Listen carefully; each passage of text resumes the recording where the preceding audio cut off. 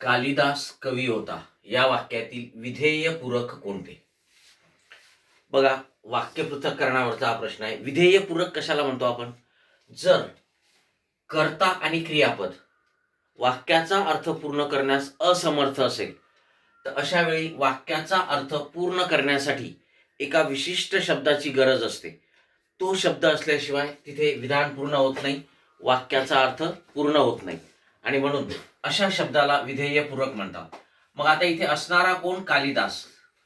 पण मी जर कवी हा शब्द काढून टाकला, होता हे क्रियापद आहे, तर कालिदास होता विधान अपूर्ण होते, पूर्ण होत नाही आणि म्हणून कवी हा जो शब्द आहे, ठीक, तर कवी हे या वाक्यातील काय? विधेय पूरक आहे, कारण त्याच्याशिवाय विधान पूर्ण होत नाही.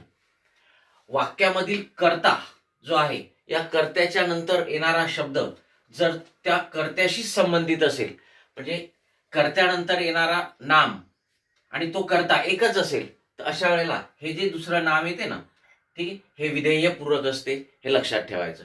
मग याला तुम्ही काय म्हणता?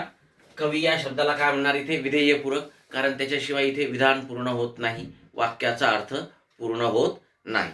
Okay, yes.